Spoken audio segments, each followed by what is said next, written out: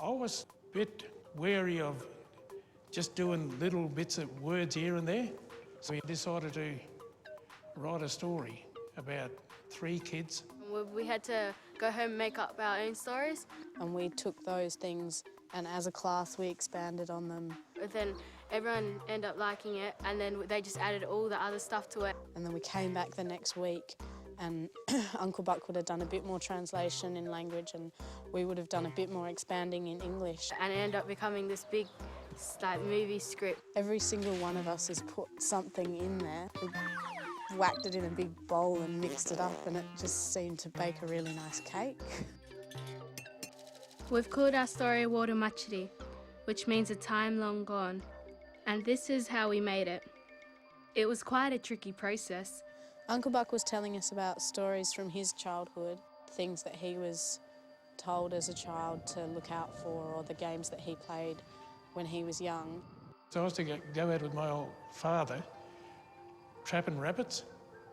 And in the morning, I'd wake up and see the silhouette of the sun coming through the trees. And that's where I was to pick out pictures. Like in my day, it was Donald Duck and Mickey Mouse and Goofy and all those people.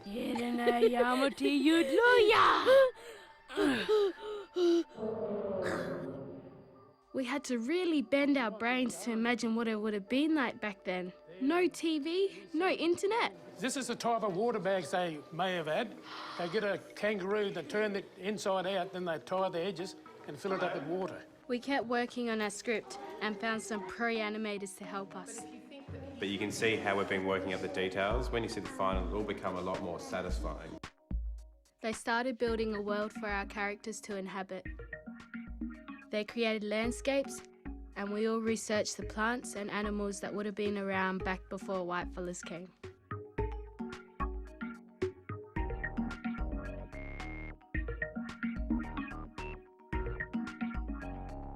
With a bit of coaching from the adults, we practiced reading the script. All of these voices, the animator's going to be working with. And they need to be as expressive and inspiring as possible. Yeah, excellent. Really excellent. Yeah. The best thing about it is just hearing it all come together because we've only heard it in bits and pieces. Soon, the characters started to come to life. And we see here that he's running towards this log and he does a big jump over this log here. It was so cool seeing our story as a cartoon. They call it a storyboard. Ooh, like that. He's like, And what we want The animators were really careful to get it just right. They watched everything we did, from our lips to our eyebrows, every little gesture. I reckon they go like that and just go. Yeah, that looks much more. And what would you do? Would you be able to stand up and do that? What would you do? No, just go and just walk away if they're mucking around.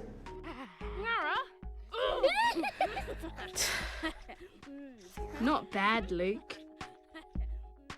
Finally, the big day came. And so what we'll do is we'll go through each line separately and get each take so it's perfect, and it'll all be recorded down. So I think the thing is to sort of inspire you guys to do a whole bunch of takes.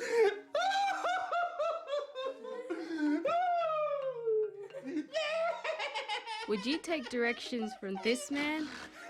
It's Lottie, she's oldest. So Lottie, you're the oldest? We had to stand in a tiny padded booth to record our voices. That's good, one more time.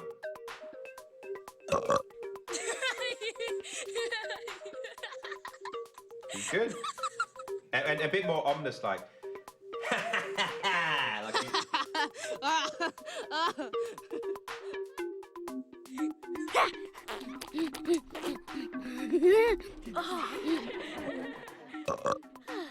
We went to visit the animation studio to see how it was all coming together.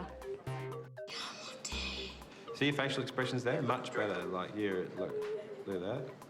Because we don't know the language, it really helps us or the animators to see what you're doing as far as your lip sync is going. But there's quite a process involved in trying to make the environments and the sets look sort of detailed. Annie has been doing some animation tests on the movement of the kangaroo. Just bringing a bit more of a sort of comic feel to it, taking it away from a totally realistic looking kangaroo jump to something that's got a bit more life and energy. Plus it's a bit cuter. Cool. Can you stretch the size of his mouth? Down his body.